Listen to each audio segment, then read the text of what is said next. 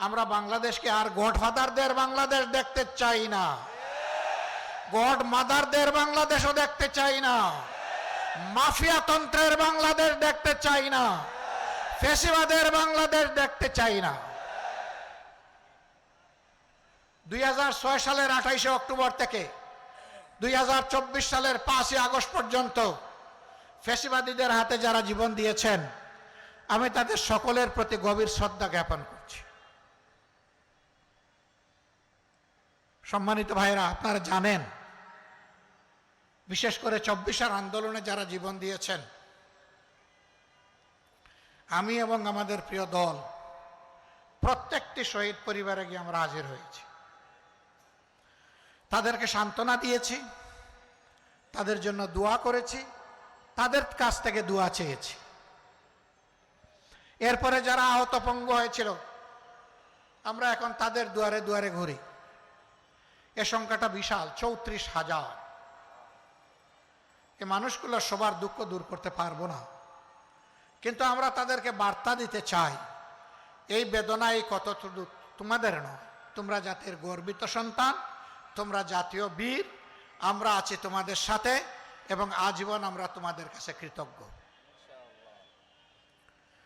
আমি যুবক ভাইদেরকে বার্তা দিতে চাই, আগামী দিনের বৈষম্যহীন, দুর্নীতি দুঃশাসন মুক্ত মানবিক বাংলাদেশ গড়ার জন্য তোমাদেরকে আরেকবার গর্জন করতে হবে, জেগে উঠতে হবে। আমিও তোমাদের সাথে থাকবো ইনশাল্লাহ। এখন বলবো, আপনি বললেন যুবকদেরকে, আপনার তো আপাদমস্তক সব সাদা দেখতেছি, নো প্রবলেম। আমার বাহ্যিক কালার সাদা হয়েছে, বুকের ভিতরের কালার আমার তরুণ, আলহামদুলিল্লাহ। এবং সেই মানুষের মুক্তির মিছিলে আমি পিছনে থাকবো না, ইনশাল্লাহ আমি তোমাদের সামনে থাকব। আমাদেরকে কেউ কেউ মাঝে মাঝে এখনো ভয় দেখান, ধিক্কার জানে। তারা বলেন এই হলে ওই হলে আবার আপনাদের ফাঁসি হয়ে যাবে। আরে ভাই, কারে ফাঁসির ভয় দেখান? যারা শহীদ হওয়ার জন্য উন্মুখ, যারা পাগল, তাদেরকে ফাঁসির ভয় দেখান। এই ভয় করলে আমাদের নেতৃবৃন্দকে ফাঁসির কাস্টে দাঁড়াতে হতো না, পাতাটনের উপর দাঁড়াতে হতো না এবং ফাঁসির রশি গলায় নিতে হতো না। তারা হাসতে হাসতে ফাঁসির মঞ্চে গিয়েছেন। সুতরাং আমাদেরকে ভাই ভয় দেখাবেন না কেউ।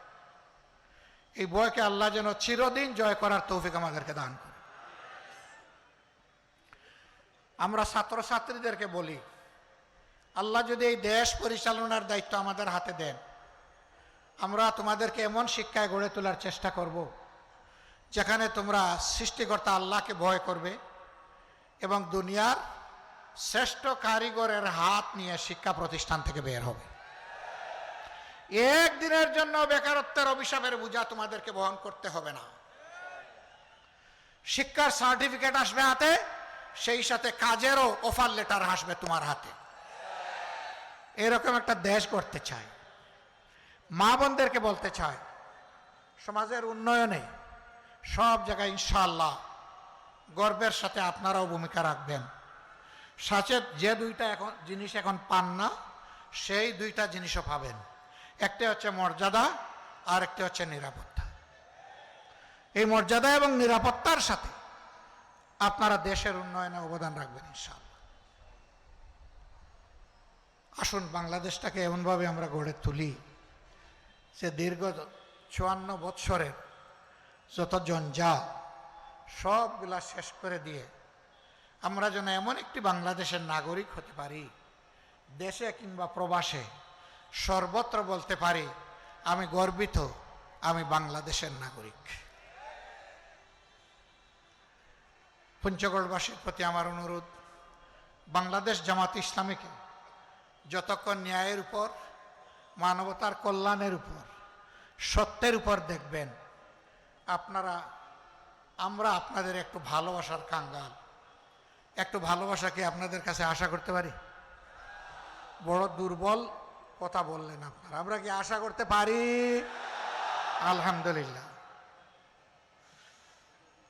ভালোবাসাই যখন দিবেন তখন একটু সমর্থন, একটু সহযোগিতা তো আপনাদের লাগবে। আপনাদেরকে আমরা পাশে চাইব দেশ গড়ার কাজে, আপনাদেরকে সাথে চাইব দেশ গড়ার কাজে, এবং আপনাদের বুকের বিছানায় একটু জায়গা চাইব আমরা। ওই জায়গাটা পেয়ে গেলে আমরা কথা দিচ্ছি ইনশাআল্লাহ মানবিক বাংলাদেশ আপনাদেরকেই সাথে নিয়ে আমরা গড়ে তুলব। আল্লাহ আমাদের সহায় হোক।